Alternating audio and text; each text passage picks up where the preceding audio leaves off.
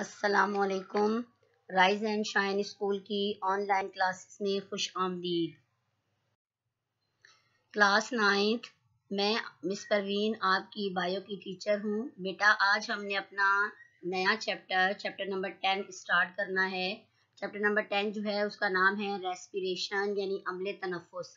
और अम्ल तनफ़ुस का आज हमने लेक्चर नंबर 1 जो है वो हमने अपने इस वीडियो में उसको डिस्कस करना है।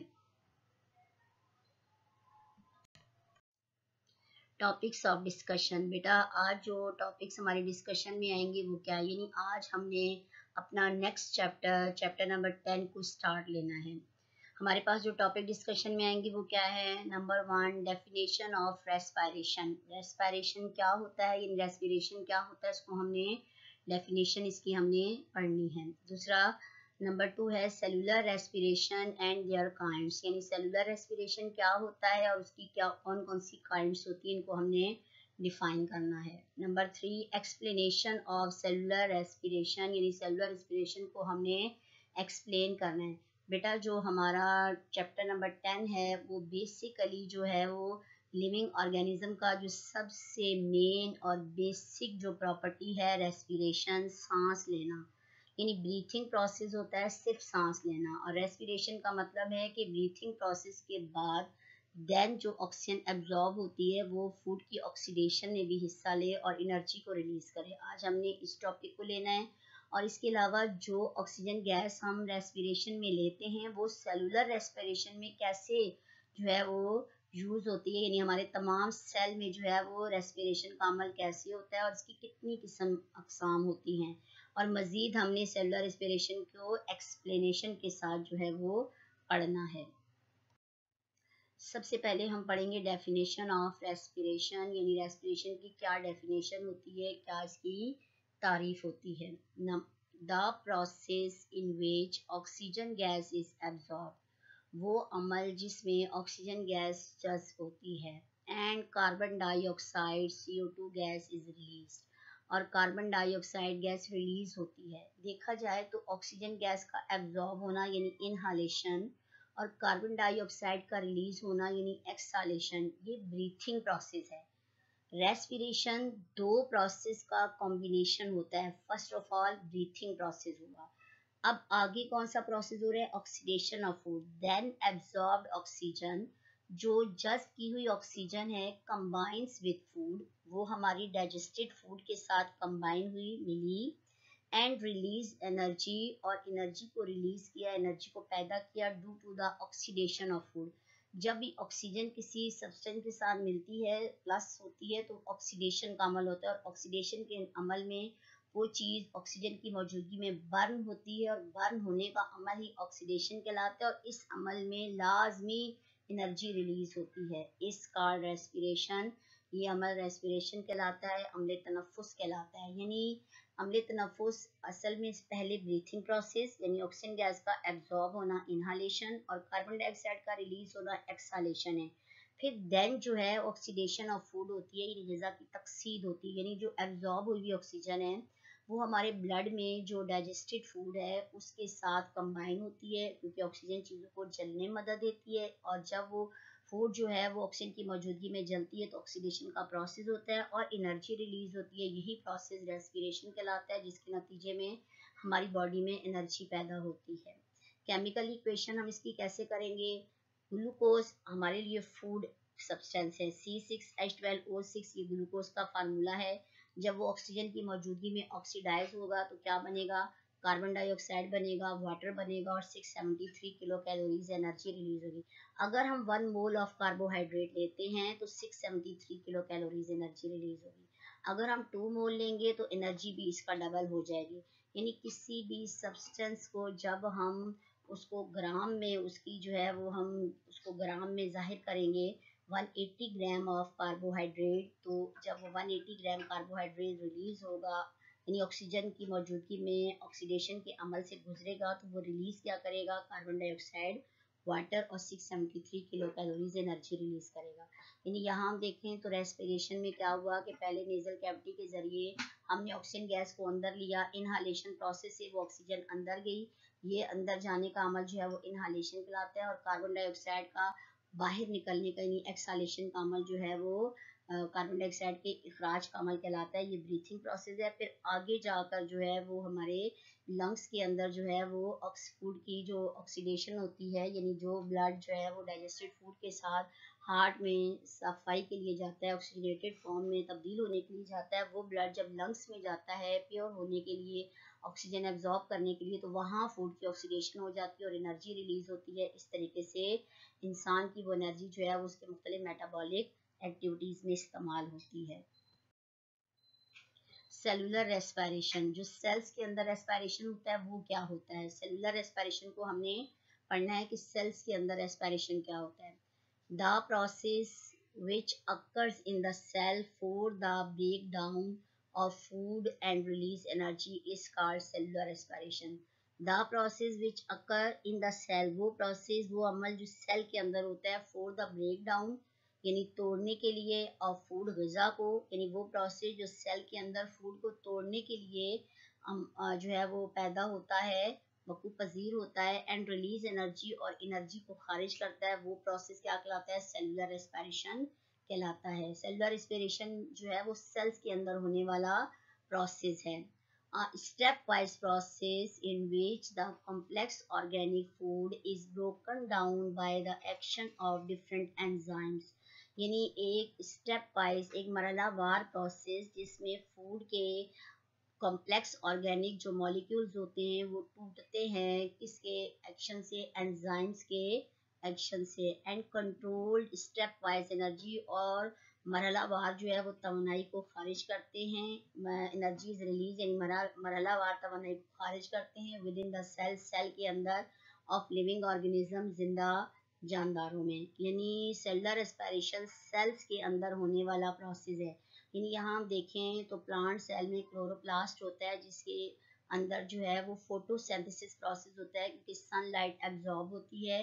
कार्बन डाइऑक्साइड और वाटर भी सेलुलर ये फोटोसिंथेसिस के प्रोसेस में क्लोरोफिल एब्जॉर्ब करेगा। जब क्लोरोफिल इन चीज़ों को एब्जॉर्ब कर लेता है अपने अंदर ग्रीन सब्सटेंस क्लोरोफिल की मदद से, क्योंकि वही क्लोरोफिल सनलाइट को कैप्चर करता है, और फिर फोटोसिंथेसिस के प्रोसेस में क्या चीज़ बनती है? ग्लूकोज C6H12O6 बनता है और साथ में ऑक्सीजन गैस रिलीज होती है। ये जो ऑक्सीजन गैस फोटोसिंथेसिस प्रोसेस में रिलीज होती है, ये आगे सेलुलर रेस्पिरेशन में माइटोकॉन्ड्रिया जो power house of the cell कहलाते हैं, वो माइटोकॉन्ड्रिया एब्जॉर्ब कर लेते हैं सेलुलर रेस्पिरेशन के लिए। और क्योंकि माइटोकॉन्ड्रिया के अंदर जो फूड होती है उसको ये सेलुलर रेस्पिरेशन के प्रोसेस से जो है वो ब्रेक डाउन करते हैं, इसीलिए इसको power house of the cell कहते हैं। जब सेलुलर रेस्पिरेशन में माइटोकॉन्ड्रिया के अंदर फूड का ब्रेक डाउन होता है तो कार्बन डाइऑक्साइड और वाटर पैदा होते हैं, और यही कार्बन डाइऑक्साइड और वाटर दोबारा क्लोरोप्लास्ट जो है वो एब्जॉर्ब कर लेते हैं। इस तरह सेल के अंदर ये दोनों प्रोसेस स्टेप वाइज होते रहते हैं, जिसकी वजह से पौधे दिन के वक्त सांस लेने के साथ साथ फोटोसिंथेसिस का प्रोसेस भी परफॉर्म करते हैं। रेस्पिरेशन तमाम लिविंग ऑर्गेनिज्म में होने वाला वो बुनियादी प्रोसेस है, वो बेसिक प्रोसेस है, जिसकी वजह से हम जो है वो चीज़ों को जानदार कहते हैं। यानी मुख्तलिफ जो हमारी इन्वायरमेंट में चीज़ें पाई जाती हैं उन्हें हम लिविंग कहते हैं। तो लिविंग होने के लिए सबसे बेसिक जो प्रोसेस है वो रेस्पिरेशन कहलाता है, और रेस्पिरेशन के बाद ही सेलुलर रेस्पिरेशन का अमल होता है जो कि सेल्स के अंदर होता है। हम इसकी डेफिनेशन कैसे लेंगे? Cellular respiration also called tissue respiration. बहुत सारे सेल्स मिलते हैं तो टिश्यू बनता है, बहुत सारे टिश्यूज मिलते हैं तो ऑर्गन बनता है। तो इसका मतलब है कि सेलुलर रेस्पिरेशन को हम टिश्यू रेस्पिरेशन भी कहते हैं। Take place within the cell, जो सेल्स के अंदर पाया जाता है। It is the actual process which liberates energy, ये वही वाहिद अमल होता है जो कि एनर्जी को रिलीज करता है। यानी सेलुलर रेस्पिरेशन के प्रोसेस में एनर्जी रिलीज होती है जो तमाम बॉडी के सेल्स को मिलती रहती है। अब हमने काइंड्स ऑफ सेलुलर रेस्पिरेशन देखनी है। सेलुलर रेस्पिरेशन की टू मेन काइंड्स होती हैं, एरोबिक रेस्पिरेशन और anaerobic respiration. Aerobic respiration it take place in the presence of oxygen. Aerobic respiration जो होता है वो ऑक्सीजन की प्रेजेंस में, ऑक्सीजन की मौजूदगी में होता है। Anaerobic respiration take place in the absence of oxygen. Anaerobic respiration जो होता है वो ऑक्सीजन की एब्सेंस में होता है। In aerobic respiration complete oxidation of glucose take place. Aerobic respiration के नतीजे में ऑक्सीजन की वजह से फूड की कंप्लीट ऑक्सीडेशन हो जाती है। In anaerobic respiration the glucose molecule is incompletely oxidised, यानी इन जो एनारोबिक रेस्पिरेशन होता है उसमें फूड का जो मॉलिक्यूल्स होता है उसकी, यानी ग्लूकोज का जो मॉलिक्यूल होता है उसका इनकम्प्लीट ऑक्सीडेशन का अमल होता है, यानी इनकम्प्लीटली वो ऑक्सीडाइज होता है, मुकम्मल तौर पे वो टूटता नहीं है। आगे एरोबिक रेस्पिरेशन में end products are carbon dioxide और वाटर होते हैं। एनारोबिक रेस्पिरेशन में end products are either ethyl alcohol और lactic acid and carbon dioxide.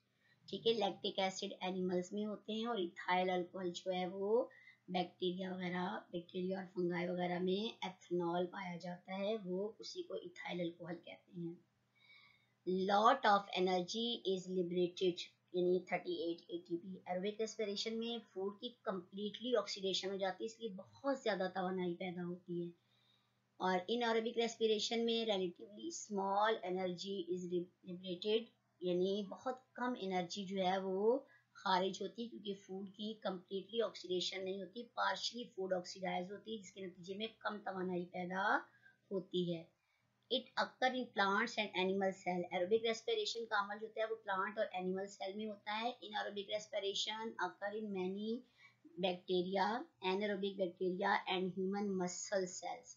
हम एनारोबिकली रेस्पायर कब करते हैं? जब हम बहुत ज़्यादा तेज भागते हैं, यानी बहुत टफ एक्सरसाइज करते हैं, तो उस दौरान हम जो है वो ऑक्सीजन को फ्री हालत में अपनी इनहालेशन प्रोसेस में नहीं लेते, जिसकी वजह से हमारे मसल्स में इनऑरेबिकली रेस्पिरेशन का अमल हो जाता है और इसीलिए हमारे मसल्स होते हैं वो फटीग यानी थकावट का एहसास हमें दिलाते हैं, क्योंकि उसमें लैक्टिक एसिड जमा हो जाता है जो कि हमारे मसल्स को जो है वो पेन का एहसास दिलाता है। एरोबिक रेस्पिरेशन में जैसे ग्लूकोज ऑक्सीजन की मौजूदगी में टूटा, कार्बन डाइऑक्साइड और वाटर बना और 686 किलो कैलोरीज एनर्जी बनी। और एनारोबिक रेस्पिरेशन में ऑक्सीजन नहीं होती, इसलिए ग्लूकोज जो है वो एनारोबिकली जो है वो टूटेगा, एथेनॉल C2H5OH बनेगा, कार्बन डाइऑक्साइड बनेगी और 56 किलो कैलोरीज एनर्जी बनेगी। आगे देखिए, हमने एरोबिक रेस्पिरेशन को आगे हमने मजीद डिफाइन करना है। Anaerobic respiration is the breaking down of food substances in the presence of oxygen with the release of large amount of energy. Water and carbon dioxide are released as waste products. यानी aerobic respiration का अमल जो होता है वो ऐसा अमल होता है जिसमें फूड के सब्सटेंसेस टूटते हैं ऑक्सीजन की मौजूदगी में और बहुत ज़्यादा तादाद में एनर्जी रिलीज होती है। कार्बन डाइऑक्साइड, वाटर जो होते हैं वो फालतू मादों के तौर पर खारिज होते हैं इस अमल के दौरान। This process occur in 3 stages. ये अमल असल में 3 स्टेजेस पर मुश्तमिल होता है। Number 1 glycolysis, number 2 Krebs cycle, number 3 electron transport chain. Glycolysis, this process occur in cytoplasm in the absence of oxygen. ये प्रोसेस साइटोप्लाज्म में होता है और ऑक्सीजन की एब्सेंस में होता है। Therefore it is called anaerobic respiration, इसीलिए इसको anaerobic respiration कहते हैं।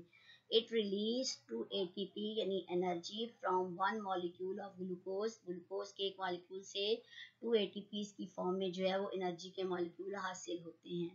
ग्लूकोज जब एनारोबिकली जो है वो टूटेगा तो पायरोविक एसिड बनेगा और ये पायरोविक एसिड के बनने से ये थोड़ा सा जो है वो ऐसा मॉलिक्यूल होता है जो कि जो है वो ऑक्सीजन की गैर मौजूदगी में जो है वो टूट कर थोड़ा सा सिंपल फॉर्म में आता है और साथ में एनर्जी रिलीज होती है। यानी पायरोविक एसिड जो है वो आगे मजीद जो है उसमें चेंजिंग आती है, कार्बन डाइऑक्साइड और वाटर बनते हैं और 36 ATP या 2827 किलो जूल एनर्जी पैदा होती है। यानी यहाँ पर हम देखें तो ये ग्लूकोज है, ये जो हमारे पास ग्लूकोज है ये आगे जो है वो साइटोप्लाज्म के अंदर जो है वो ग्लाइकोलाइसिस के अमल से गुजरा और थोड़े से कम जो है वो कॉम्प्लेक्स मॉलिक्यूल में टूटा, इसको पायरोविक एसिड कहते हैं। फिर पायरोविक एसिड से आगे एथनॉल और लैक्टिक एसिड फर्मेंटेशन होती है।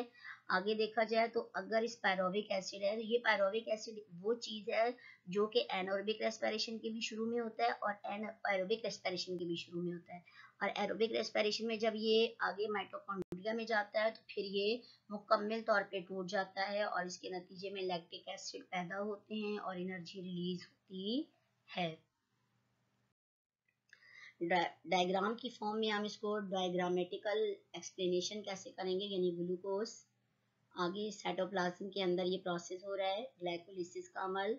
ग्लाइकोलिसिस में जो पायरोविक एसिड है वो ये पायरोविक एसिड एनोरोबिक रेस्पिरेशन के भी अमल में पहले होता है और एरोबिक रेस्पिरेशन के अमल में भी ये पायरोविक एसिड पहले बनता है। अब ये पायरोविक एसिड नो ऑक्सीजन की मौजूदगी में एथेनॉल और लैक्टिक एसिड फर्मेंटेशन में आएगा और जो ये पायरोविक एसिड है वो ऑक्सीजन की मौजूदगी में टूटेगा माइटोकॉन्ड्रिया में और फॉस्फोरिलेशन के अमल से गुजरेगा, जिसके नतीजे में एटीपी जो है वो तवानाई की शक्ल में हासिल होगी। आगे देखें एरोबिक रेस्पिरेशन। आगे हमने एरोबिक रेस्पिरेशन को पढ़ना है। The phase of respiration which occur in mitochondria, वो रेस्पिरेशन का अमल जो कि माइटोकॉन्ड्रिया में होता है इस कॉल्ड क्रेब्स साइकिल, वो क्रेब्स साइकिल कहलाता है। यानी एरोबिक रेस्पिरेशन का जो नेक्स्ट आगे जो क्रेब्स साइकिल है उसको हमने डिफाइन किया है। एंड इलेक्ट्रॉन ट्रांसपोर्ट चेन, वो जो साइटोप्लाज्म में हुआ वो तो ग्लाइकोलिसिस हो गया जो दोनों प्रोसेस में होता है, एरोबिक भी और एनारोबिक भी। अब माइटोकॉन्ड्रिया में जो एरोबिक रेस्पिरेशन का प्रोसेस होगा उसे कहेंगे क्रेब्स साइकिल और electron transport chain. This phase need oxygen for the release of energy, ये फेज जो है उसमें ऑक्सीजन की लाजमी जरूरत होती है ताकि फूड से एनर्जी रिलीज हो। Therefore it is called aerobic respiration, इसीलिए हम इसको aerobic respiration कहते हैं। It release 36 ATP's energy. It is the property of advanced organism that break down complex organic compounds almost completely and release maximum energy stored in them. बड़े जानदारों में ये process होता है वो होता है क्योंकि ऑक्सीजन की मौजूदगी में जो कॉम्प्लेक्स ऑर्गेनिक फूड कंपाउंड्स होते हैं वो टूटते हैं मुकम्मल तौर पर और मैक्सिमम एनर्जी को रिलीज करते हैं जो कि मुख्तलिफ सेल बॉडी की एक्टिविटीज़ में इस्तेमाल होती हैं।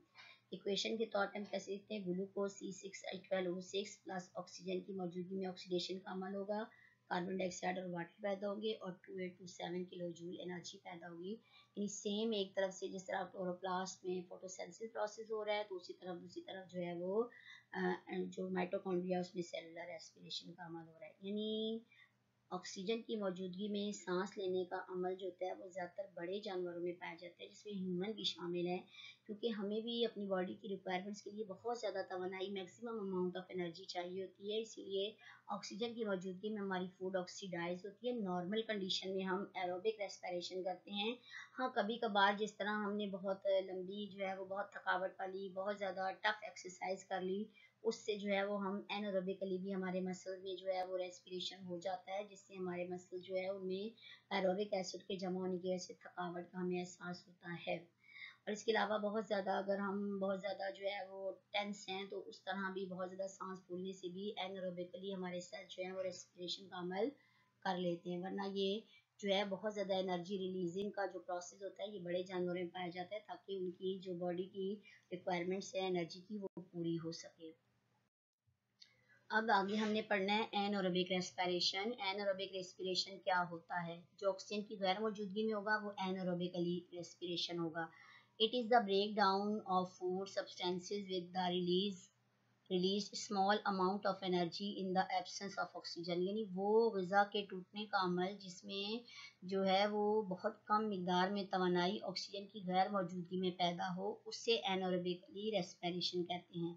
Anaerobic respiration is also called fermentation, इसी को ही फर्मेंटेशन भी कहते हैं। In this process less amount of energy is produce, इस प्रोसेस में बहुत कम तवानाई पैदा होती है, क्योंकि इसलिए कम तवानाई पैदा होती है क्योंकि फूड जो है वो पार्शली ऑक्सीडाइज होती है, फूड जो है वो कम्प्लीटली ऑक्सीडाइज नहीं होती because of the absence of oxygen. Oxygen की गैर मौजूदगी की वजह से फूड की कम्प्लीटली ऑक्सीडेशन नहीं होती, बल्कि पार्शली फूड ऑक्सीडाइज होती है, जिसकी वजह से कम एनर्जी पैदा होती है। This process take place in micro organism. ये माइक्रो ऑर्गेनिज्म में ये प्रोसेस होता है, क्योंकि लेस अमाउंट ऑफ एनर्जी है तो वो छोटे ही जानदारों की बॉडी रिक्वायरमेंट्स के लिए ज़रूरी होती है, such as yeast and bacteria, जो कि फंगस है। फंगस के किस्म में ईस्ट और बैक्टीरिया में पाया जाता है। The end products of anaerobic respiration in plant is alcohol and carbon dioxide. Plant में अल्कोहल और कार्बन डाइऑक्साइड बनते हैं, while in animal lactic acid is the end products. Animal में लैक्टिक एसिड जो है वो एंड प्रोडक्ट्स होते हैं। ग्लूकोज जो है वो बनता है एनोरेबिकली, जब वो रेस्पिरेशन के अमल से गुजरता है तो एथेनॉल C2H5OH बनते हैं। कार्बन डाइऑक्साइड बनता है, एनर्जी जो है वो रिलीज होती है, बहुत कम एनर्जी रिलीज होती है, और वो एनर्जी जो होती है वो 210 जो है वो इन प्लांट्स वगैरह में, बैक्टीरिया एंड फंगाई में पैदा होती है। और जब ग्लूकोज होता है वो एनोरेबिकली रेस्पिरेशन के अमल से एनिमल में होता है तो लैक्टिक एसिड बनती है और एनर्जी पैदा होती है, 150 किलो जूल एनर्जी पैदा होती है। यानी ये बहुत छोटे छोटे जो माइक्रो ऑर्गेनिजम्स होते हैं उन्हीं एनिमल्स में पाया जाता है। बाकी ये जो है वो प्लांट भी जो कि बहुत छोटे प्लांट्स होते हैं, बैक्टीरिया, ईस्ट और फंगस, उन्हीं में पाया जाता है, बैक्टीरिया वगैरह। अब हम इसको यहाँ पर जो हमने डायग्राम के लिहाज से देखा, यहाँ पे हमने बकायदा इसको पीछे देखा था किस तरीके से साइटोप्लाज्म के अंदर जो है, और फिर वो जो पायरोविक एसिड है वो कैसे एनारोबिकली जो है वो एथेनॉल और लैक्टिक एसिड में फर्मेंटेशन के अमल से गुजरता है, और जो पायरोविक एसिड है वो ऑक्सीजन की मौजूदगी में आगे माइटोकॉन्ड्रिया में फूड के ऑक्सीडेशन में मदद देकर एनर्जी को रिलीज करता है। यहाँ पर अगर हम एनिमल में देखते हैं तो देखिए एनिमल्स में इंसान, इसके अलावा फंगाई और मैनी बैक्टीरिया में जो है ये इस तरह मशरूम्स वगैरह में ये जो है वो, अब देखिए कार्बन डाइऑक्साइड और वाटर जो है वो, कार्बन डाइऑक्साइड और वाटर जो है वो कहाँ से आए, यानी ये कार्बन डाइऑक्साइड और वाटर जो हम एक्सहालेशन के अमल से बाहर निकालते हैं वो कार्बन डाइऑक्साइड और वाटर जो है वो यहाँ से देखा जाए तो ये जो प्लांट एल्गा और मैनी बैक्टीरिया है ऑटोट्रॉफ्स, ये भी फोटोसिंथेसिस के प्रोसेस में यूज करते हैं कार्बन डाइऑक्साइड को, और इस तरीके से फोटोसिंथेसिस का अमल होता है। यानी ये जो ऑर्गेनिक कंपाउंड्स होते हैं वो बाकायदा जो है वो प्लांट जो है वही हमें ये फूड की शक्ल में देते हैं, और इस फूड को फिर जो है वो बाकायदा जो है वो एनिमल और दूसरे जो है वो जानदार इस्तेमाल करते हैं, और इस तरीके से ये प्रोसेस जो है वो चलता रहता है, क्योंकि स्टेप वाइज प्रोसेस होता है। आगे देखें, हमने एडवांटेजेस ऑफ एनारोबिक रेस्पिरेशन के देखने हैं कि एनारोबिकली रेस्पिरेशन जो फर्मेंटेशन है उसके क्या एडवांटेजेस होते हैं। देखा जाए तो जैसे हम बहुत ज़्यादा तेज़ दौड़ते हैं तो उससे जो है हमारी हार्ट बीट तेज़ हो जाती है, हम एनारोबिकली रेस्पायर करते हैं। लेकिन अगर हम आहिस्ता आहिस्ता जो है वो अगर एक्सरसाइज करेंगे तो उससे जो है वो हमारे मसल जो है वो ज़्यादा स्ट्रॉन्ग होंगे। लेकिन एनारोबिकली अगर हमारे मसल में लैक्टिक एसिड जमा हो जाता है तो फिर जो है वो हमें इसका नुकसान होता है। इसके अलावा जो है ब्रेड और दूसरी ये जो चीज़ें होती हैं इन पर भी जो मुख्तलिफ किस्म के बैक्टीरिया होते हैं वो भी एनारोबिकली जो है वो उस पर यानी इनकी तैयारी में जो है ना वो बेकिंग में भी जो है वो ईस्ट को एज अ खमीर जो है वो इस्तेमाल किया जाता है ताकि वो ज़्यादा नरम और सॉफ्ट हो। आगे देखिए एनारोबिकली रेस्पिरेशन में फर्मेंटेशन जो है वो अल्कोहल फर्मेंटेशन में हिस्सा लेता है, जैसे ये मुख्तलिफ किस्म की वाइन जो कि अंगूर से ग्रेप्स से जो है वाइन बन रही है। ईस्ट जो है वो इसमें हिस्सा ले रहा है, जैसे ग्लूकोज, ATP और कार्बन डाइऑक्साइड और अल्कोहल बने। इसके अलावा लैक्टिक एसिड फर्मेंटेशन में जो है बैक्टीरिया और एनिमल्स होते हैं, और ये जो ग्लूकोज, ये जो बैक्टीरिया मेकिंग योगर्ट्स, बैक्टीरिया की मदद से है वो जो दही बनाया जाता है। एनिमल फील मसल्स फटीग, यानी एनिमल्स जो होते हैं वो अगर बहुत बहुत ज़्यादा तेज़ी से जो है वो दौड़े और बहुत ज़्यादा तेज़ी से जो है वो टफ एक्सरसाइज करें तो फिर वो फटीग के यानी थकावट का जो है वो शिकार हो जाते हैं, यानी मसल जो है वो अंदर से थक जाते हैं। ठीक है, ये जो है वो फर्मेंटेशन के मुख्तलिफ किस्म के जो है वो एडवांटेजेस हैं, जो कि देखा जाए तो जैसे मुख्तलिफ किस्म की जो है वो ये जो मुख्तलिफ किस्म की जो वाइन और ये जो मुख्तलिफ किस्म के बीन्स हैं ये इन्हीं फर्मेंटेशन के अमल से, या जो योगर्ट्स है या वाइन है ये फर्मेंटेशन के अमल से ही पैदा हुए। और जो कि देखा जाए तो एक्सरसाइज से इंसान के मसल स्ट्रॉन्ग होते हैं, वो अलग बात है कि हम जो है वो एनारोबिकली रेस्पायर ना करें, यानी हम जो है वो धीरे धीरे बहुत स्टेप वाइज तरीके से अगर एक्सरसाइज करें तो फिर जो है वो एनारोबिकली रेस्पिरेशन का अमल नहीं होता, और जो एरोबिकली रेस्पिरेशन का अमल होता है जिससे हमारे मसल ज़्यादा स्ट्रॉन्ग होते हैं। बेटा जो हमारा होमवर्क है वो क्या है, right and learn definition of respiration and equation, यानी रेस्पिरेशन की डेफिनेशन और इक्वेशन को आपने लिखना भी है और याद भी करना है। आगे write and learn cellular respiration and their kind, cellular respiration की काइंड्स को आपने लिखना भी है और याद भी करना है। Write down the advantages of anaerobic respiration, anaerobic respiration के जो एडवांटेजेस हैं वो आपने लिखने भी हैं और याद भी करने हैं। ये होमवर्क आपको बाकायदा जो है वो पिक्चर्स की फॉर्म में जो है वो आपको स्कूलोजी पर मिल जाएगा। थैंक यू सो मच बेटा, आज का हमारा टॉपिक यहीं पे ख़त्म होता है।